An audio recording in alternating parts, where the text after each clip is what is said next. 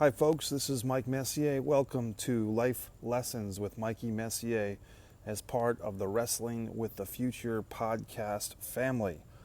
I want to thank our sponsor, Manscaped.com. That's spelled MANSCAPED.com.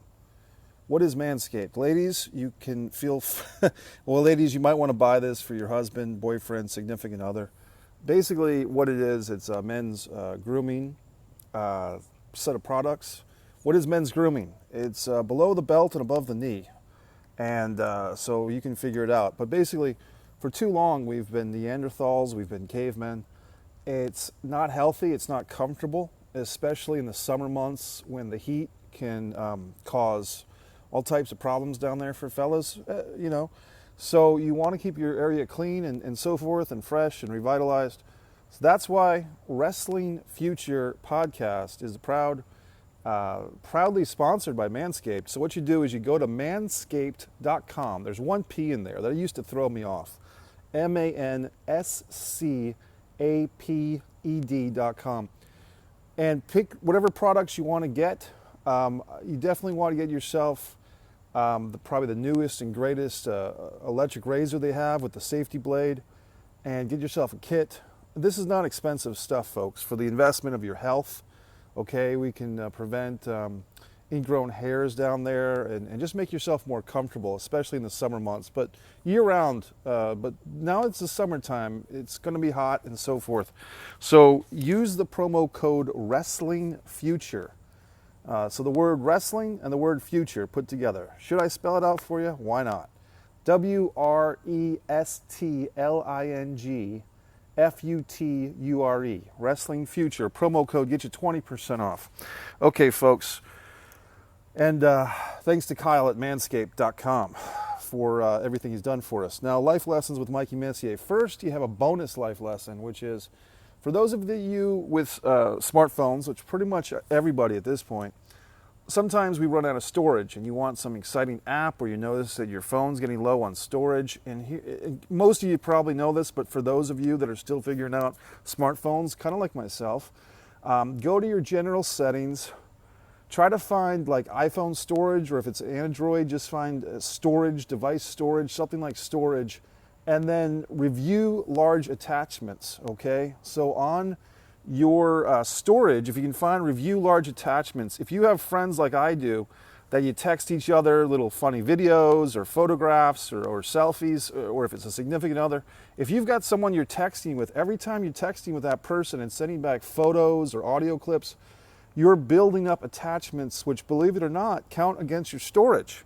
And if you have friends that send you a lot of stuff like I do, you kind of forget about it. It goes in the back of your mind, and you forget that you've got to erase that stuff. Otherwise, your phone's going to go slower, and you're going to lose out on storage space. So review large attachments. Usually what comes up is a whole screen full of your stuff, at least on my phone, and then I have to push my thumb checking a little circle on each one to give it one last chuckle, one last look, and then erase everything. Now, if you want to keep any of those attachments, okay, I'm not going to judge. If it's some certain photo that somebody sent you or whatnot, then you can keep it. But point is, that might be slowing your phone down or limiting your storage so that you can't upload your new app or download your new app or whatever. Now, here we go with the planned... I'm going to put my hat back on. For those of you watching the video version, I'm going to put my hat back on. Speaking of videos, as Psychic Medium Angelo of Wrestling with the Future knows, I have been revamping the whole Mike Messier YouTube presence. So I encourage you to check out not only the Wrestling with the Future YouTube presence, but the revamped Mike Messier YouTube presence. So just Mike Messier, is on YouTube, and I've got playlists. I've got the Burlesque Girls from the Suicide Girls, a lot of wrestling stuff, a lot of my original film stuff. Life Lessons with Mikey Messier. Okay, folks, look. Significance. This is something that I've kind of come up with some of my own thoughts on my own. A real master of this topic of significance is Tony Robbins.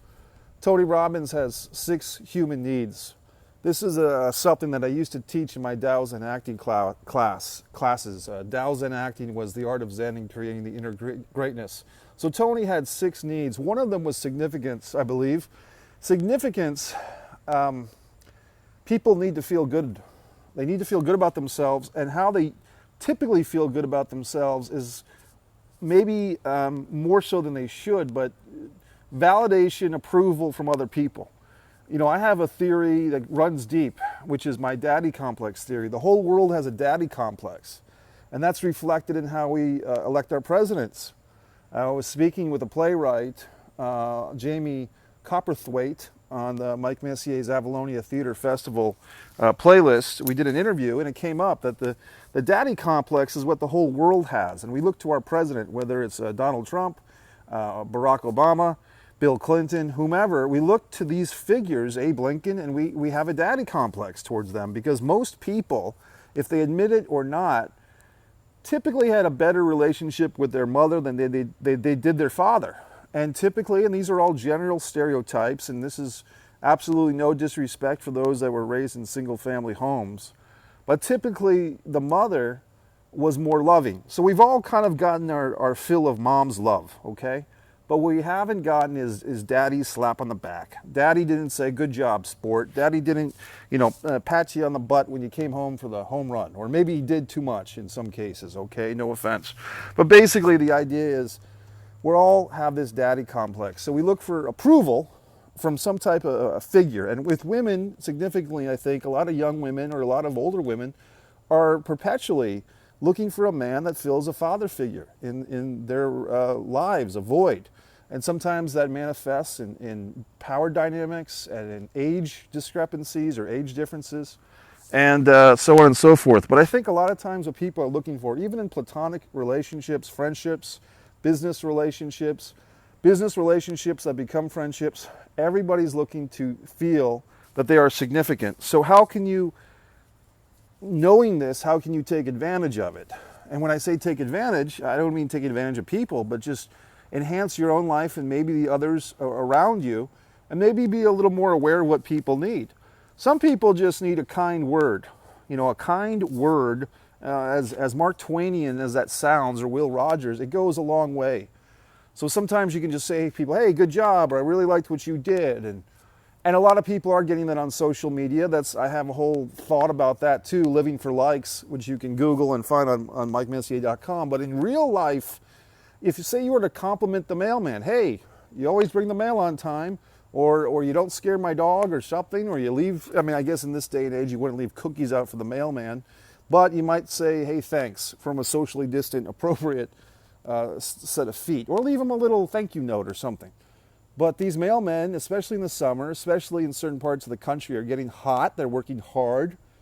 The garbage man, the typical person doesn't really think too much about their garbage collector, but some people do leave cookies for the garbage person, or slip in the $20 bill or so forth. I can't say I've ever done that, but I do appreciate the garbage man, or the garbage lady, although I've never seen a garbage lady, to be honest with you. One thing I did once, and this is kind of an interesting little side note, I was once going to a movie screening, an independent movie screening in Providence, Rhode Island, at the Columbus Theater on Broadway, to be exact.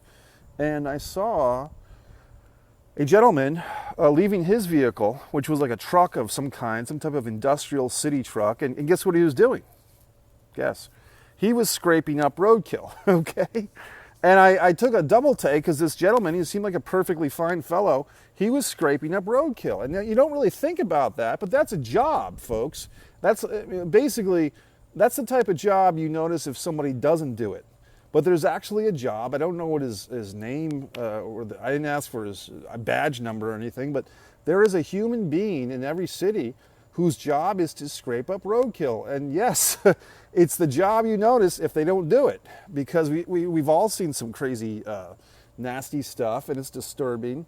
And if you do eat meat, and you say you're headed to a place to eat some food, and you're going to order a hamburger, and then you see this crazy, nasty roadkill, it makes you disturbed. I remember when I was a child, a youth, me and a buddy of mine named Chris, we used to have a lot of inside jokes between the two of us, and one of them was that at the time, Pizza Hut had a lot of different lovers pizzas, pepperoni lovers pizza, veggie lovers pizza, meat lovers pizza, and I offered that there should be a roadkill lovers pizza. I just I thought it would be funny if you had like possum and squirrel, and this was offered in the sticks of West Virginia or some such place.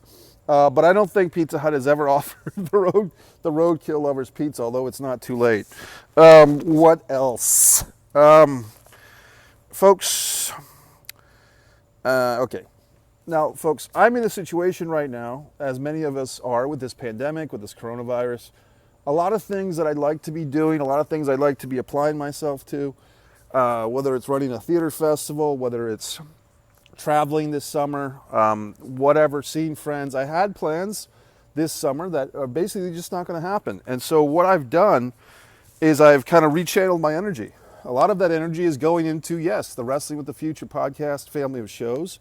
A lot of that energy is going into rewriting screenplays, scripts that I've written in my life that just have not been made yet. And sometimes you have to say as a writer, what about this script is not ready to be made? What can I do as the master, the proprietor, the engineer, the conduit for this story to come to life as the writer? What can I do to help its chances of actually breathing life? Because the sad story for screenwriters, folks, most of our movies will never get made. And that's a bitter pill to swallow for film writers, for screenwriters, because of the dynamics of the industry, comedy changes, people's tastes change, projects lose interest. But what I've done in the last several months with this COVID-19 is to take this time to sit and work on my screenplays. And I've kind of made a rule to self, and this is not going to work for every writer, and maybe not most, but I'm concentrating on rewriting scripts for my canon of scripts. My scripts, my screenplays, my stories, also ran a prison drama, American Luchador, The Dream of Levo Fuego. These two scripts, I spent about 6 to 8 weeks on them each. And before I spent time on them, they were both in one way or another written, but I felt that they were not up to par. And that is evident by the fact that they haven't been made. As a screenwriter, I'm a little tough on myself, but I'm tough on all screenwriters in saying a screenplay is essentially a stack of black words on white paper. Without it being produced, financed, distributed, directed, edited, that's the big thing. Without that happening, you don't have a film. And some people who are not in the film industry or friends, casual people will say, oh, your film, your movie. But what they don't know, if they're referring to your screenplay that's not finished, that hasn't been made, it's not a movie, it's not a film, it's a screenplay. It's the beginning, it's a great beginning, and don't hold yourself back, but you have to get that thing financed. And for me, with some of these scripts that I think are good scripts or great scripts, I've been putting the time into revisiting them and working on them before I allow my imagination to come up with something new, to be quite honest. What the hell else? Speaking of film, be a finisher. Okay, so we're still on the film path, and this is not going to just be a film lecture. If you're not a filmmaker, if you have no interest in making films, you can still learn from these life lessons, folks. Apply whatever you're working on, if it's a business, a relationship, something creative, something non-creative, whatever it is, a website that you're doing, some type of idea or product, be a finisher. I was talking to a friend of mine in Texas who I acted in his film, Write It Black, and I was kind of going through some horror stories that I've had with other friends of mine, which is up in New England. There was a really bad series of events where different people, different directors, a lot of friends of mine, and myself included, I'm right in the mix with this, we would start projects and not finish them. And this could go in a number of ways. It could be, and okay, if you've never made a film or been involved, I'm going to try to catch you up to this. I'm not just talking about somebody had a suggestion and maybe they bounced an idea and they never did anything. Different stages. Sometimes there was an audition process and the project never got fully cast, so they never shot anything. Sometimes it was just an idea or a script that never even got cast. Sometimes people got cast in roles, there was a rehearsal or two, things didn't work out, and then the project fell apart. Two worst things, in my opinion. When a movie is filmed, a movie actually gets to be filmed, and the filming kind of peters out. Like something like, say you're going to take 6 weeks and shoot on the weekends, and after the third weekend, somebody's schedule changes or somebody gets sick, and then the fourth weekend the shoot is canceled or postponed. But then it never gets picked back up. Or say one of the actors bails on the project and you've already filmed some footage with them. A lot of things could happen. Sometimes it's a crew member, a DP, director of photography. The person that runs the camera might have lost interest, had a falling out, had a creative conflict, so to speak, with the director or the producer. And this major person, for whatever reason, is not just replaced and the movie shuts down. Other situations, all types of things. But basically, a movie could have been filmed to some extent and then not get finished. And that's very frustrating because people, what the director or the producer typically forget is that this is not just them and their whims. There are other people involved in this process. The actors, for one, people that might have contributed time as a PA, a production assistant, usually working for free or unpaid or paid very minimally. Sometimes there's makeup and costume and set design people. Sometimes there's not, but you've basically let a lot of people down. You let them hanging. And what got to me about being in New England, and when I was younger, I did this a few times and I felt bad about it. But what I learned from my mistakes, as shown in the film, Disregard the Vampire, Mike Messier documentary, I say learn from my mistakes, learn from my error, but there were other people doing that type of thing repeatedly. And those folks I dropped out on as a partner. I mean, I was partners with a couple of people who were doing that repeatedly, abandoning their own projects repeatedly, like the producer, the director, not following through and leaving people hanging. And I was the one getting the phone calls and I was the one getting the Facebook messages, people trying to hold me because I was friends with this individual or individuals accountable for their sins, their lack of fortitude, their lack of communication. And eventually I just had to say, I can't be responsible. I'm not my such and such's keeper, okay? And I just stopped doing business with them. So any type of project that I was involved with this person, I eventually learned that this person is not going to finish. I'm going to be left holding the bag for all these people left out on a branch, and it's going to make me feel bad and potentially damage my reputation. So the point of the matter is this, folks, you got to be a finisher. Now, the other part of that process is editing. Editing. I've been involved in projects as an actor several times where, for whatever reason, the film was shot, everybody was happy at the time, and then the movie goes into post-production. And this is where another thing can happen. The movie doesn't get finished. And this is kind of why I was harping on my buddy in Texas. Not that, I mean, I know that he's going to finish because he's got a lot invested in his project that I was a part of. But just to kind of reinforce or reemphasize how much it meant to me that this project get finished, because we all put our time into it, is I've been a part as an actor and in other roles, casting director, so forth, with projects that don't get finished. And that is painful to me. And there was a famous, some type of pseudo-famous director 5, 6, 7 years ago who shot like kind of a major, $2 or $3 million indie film. And the director had note. And he wouldn't release the film because he felt that it wasn't up to his standard. So I thought that was kind of a slap in the face to all the people that worked on it. And I guess he was also a producer, so he had the right to do that. But I felt like, and I'm sure in that case with a budget of a few million, the people still got paid. But to me, that's still an insult. It's an insult to everybody's time. Even if the movie wasn't great, I still feel like, hey, take your fucking hit. Release the movie to the world. Maybe there's something of value from it. Maybe there's something that people can learn from it. A performance, something. If nothing else, you learn from your mistakes. You know what I mean? I've released things, that once again, you can find on my Mike Messier YouTube channel or MikeMessier.com that are not perfect. And yes, we'd all like to be Steven Spielberg or Orson Welles or someone who just nails it and knocks it out of the park. But for the vast majority of us, that's just not going to happen. We're going to have some warts on our hands of filmmaking, theoretically or in theory or metaphorically, okay?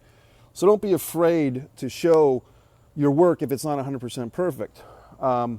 Getting back to the editing thing, my point is a lot of these projects that I've been involved in have not been finished because somebody quit. during the editing process. The editing was not fun. It wasn't fun when there's not a room full of actors or good-looking actors and actresses. It wasn't fun when there wasn't a buzz of attention for the director. So when you have to sit there in front of that computer for hours on end and click, click, click and wait for uploads and downloads and rendering, that's when it's painful. And I'm grateful for my buddy for many years, Tim Labonte of StandstillPictures.com, who was my editor, and we would always sit there and edit these things together. He would do the editing. I would kind of sit in the co-pilot seat and make suggestions, and sometimes we'd debate, but not often. We were usually on the same page.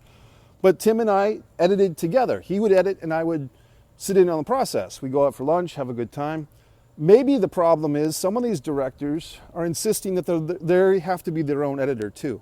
They don't want to have someone else be an editor. They don't have a collaborator, or they don't want to find a collaborator. So instead, they take the whole thing upon themselves, and guess what? It doesn't get done. There's a couple of instances that really pissed me off, and I won't name names. But one friend of mine actually did finish a film, and she finished a great film. She made her first film, was about 40 minutes. It had a story, it had a beginning, middle, end. And the big fly in the ointment was a copyrighted song. She took a jazz song that she didn't have the permission to use, and she filmed it anyway. And then when she tried to upload it to YouTube, there was a copyright claim, and this whole thing got her so frustrated that she kind of neglected her film, and her original files somehow got stuck in a computer or a thumb drive that was in somebody's attic or basement, and she couldn't get to it, or she didn't get to it. I talked to this lady, a friend of mine, for about 3 years. Hey, where's your movie? Because I've seen it. The movie was done, but she was not entering into festivals. She was not trying to get more attention. She was not sharing it on YouTube or Vimeo because of this copyright claim or whatever, and she didn't know what to do. And I said, just edit the song out, or do something, take the song clip out, or get permission somehow, or just don't even try to make money with it. Just have it as an example of your work. Well, that never happened, now did it? Another friend of mine was an actor, great guy I worked with a lot. He acted in some of my projects, and I ended up acting in something he wrote. He was your actor who decides to be a filmmaker, and he invested, I think, 8 or 10 grand in a vehicle for himself. A vehicle meaning not a car, but a vehicle meaning a project that centered around him as the actor. So he wrote the script, he got everybody involved. I think he even did union paperwork and so forth, and it was run fairly well, run pretty well. He did have some overnight shoots, which were tough, but we got through them. Well, 3 or 4 years later, that project's not done either, and that was like a 10-minute movie. So what was the holdup? The holdup was he wasn't satisfied with how it was shot, because he didn't direct himself. He brought in another guy to direct, which was a good move, but he wasn't totally satisfied with some of the direction. Once again, folks, excuses. Hey, your first movie out of the gate doesn't have to be perfect, okay? People aren't looking for perfect, they're looking for finished. Be a finisher. So, once again, these type of anecdotes and stories you can find in Mike Messier original films, but Disregard the Vampire, a Mike Messier documentary. And look, folks, a lot of times when I share these life lessons, it's not just for you, but it's also for me. I mean, sometimes this is the middle of the night. I'm here by myself, and I'm sharing these thoughts with you because I believe in them, but also it's a reiteration of my own beliefs to myself. Okay, moving forth. Okay, here's the deal. My dad, was a good guy. He always liked to talk about, have a plan. Not a plan from, what was his term? It was a routine. And my dad loved routines. Shit, shower, and shave. Okay, wake up, drive to work, go to work, come back home, do whatever the hell you want, watch a hockey game, and so forth, and have the weekends to yourself. And so that was kind of his routine for some of the years of my dad when I was a kid. For me, I've kind of colored outside the lines of society. I'm not the type of guy who has a routine on a daily basis. I go through, a friend of mine once said about me, I go through tangents. Tangents is what he said about me in my life. Well, right now I'm in a tangent of maybe two, at least, doing these Wrestling with the Future podcasts. We've had some great guests. If you've been listening, and I hope you have been listening, we've had Ron Fuller, the Tennessee Stud, was a great guest. Dave LaGreca from Busted Open Radio. If you're not a pro wrestling fan, I'd refer you to the Mike Williams show, The Sage of Quay, or The Sage of Quay. Mike Williams had a great episode about You just have to listen to it, folks. But if you're a Beatles fan especially, look forward to our next episode with both Mike Williams and Vince Russo coming July 28th, 2020. Now see how I put the date of the year in? Because I'm hoping that these videos last for many years, and you'll have to dig up the Wrestling with the Future podcast on July 28th, 2020. Okay, so getting back to the point. This advice is for people that don't like to have a routine. Now, sometimes with COVID, that's wiped out a lot of people's routines. So a lot of people might be experiencing depression, confusion, time on their hands, not knowing what to do with their lives. But here's the thing. Say a friend of mine, I always have all these friends, right? But a friend of mine was kind of getting down on herself because she hadn't done a bunch of stuff with like her films, her art, and so forth. But what she did on this day that she had this whole itinerary in her mind, like I'm going to work on my website, I'm going to work on my films, I'm going to work on my art. But she didn't do any of that. She vacuumed. And so she vacuumed that day. She vacuumed her home. And then at the end of this vacuuming session, she told me that she felt so bad because she hadn't worked on her art or her website. And I said, look, friend, the vacuuming had to get done. So if you had worked on your art, your website, whatever, your poetry today, the vacuuming was going to be sitting there waiting for you. Instead, without it being an official Irma Bombeck writing things to-do list, you vacuumed first today and you left your artistic stuff for another day. You know what I mean? So as long as everything gets done, you can not beat yourself up because, hey, you were productive, you did vacuum. Not to beat this dead horse, folks, but for about 3 or 4 days in a row, since today is Sunday night, since Thursday, I've been working pretty tirelessly on my YouTube presence. And then for an escape from that, I go to my IMDb page. And from an escape to that, I go to MikeMessier.com. If it was a website, I'd be MikeMessier.com. So I'm just doing all these things that are not particularly glamorous or sexy or exciting or physically active. But I'm in a situation right now where I have a little bit of a decreased energy because I'm just getting over some, situations with creativity and so forth. So my creative energy is not up to par. The heat is a little bit much for me. So what I'm doing is I'm doing what I can to be productive, and I'm doing stuff that if I was at full Mike Messier take on the world capacity, I wouldn't want to do. If I was, in a mood, if it was 75 or 80 degrees and I could, shoot basketball hoops or go to the gym and if there wasn't COVID floating around for everybody, I might be doing that. But the situation is, it's not a good time to do those things, so I'm doing something else. And when, a week from now and my YouTube presence, my MikeMessier.com, my MDB is all better, it may not be the best, but it's better for me, it's an improvement, then I can move on to these other things that I'm neglecting now. So my point is, the routine is good, but give yourself a break. If you're doing something, like even with writing, creative writing, a lot of these screenplay books, and I've read probably 50 screenwriting books in my life. One of the lessons from, I think it was 101 Habits of Highly Successful Screenwriters, great book. But at least 2 or 3, maybe 10 of the writers in that book said, you got to write 4 hours a day. Write 4 hours a day and you'll be a great writer. And that's like, from James Patterson and other great writers will tell you that. My counter to that is, look, you might go through a stretch, 2 weeks, 3 weeks, where you're not writing a fucking thing. But if you're still promoting yourself, if you're still upgrading your social media presence, your website, your YouTube, if you're exercising more, if you're spending more time with your family, if you're vacuuming the floor, if you're doing something productive that's not a direct correlation to that goal of writing 4 hours a day or that mantra or that discipline, don't beat yourself up. The world is going to beat us all up enough as it is. I say this to my friends quite a bit. Don't shit on yourself because the world's going to shit enough on you already. I mean, don't shit on yourself because the world shits on people enough as it is. So MikeMessier.com, the Wrestling with the Future podcast, YouTube channel, and we're on all the audio. If you're listening to us on audio, if you're listening to me on audio, thank you. A lot of people like to listen to these shows through the audio waves, which is great. All you're missing is me, kind of with a somewhat sweaty face in an Iron Cheek t-shirt in a closed strip mall. So it's MikeMessier.com. Wrestling with the Future podcast, manscaped.com, Wrestling Future, promo code, get you 20% off. Mikey Messier signing off. Thanks to Angelo and the whole Wrestling with the Future team.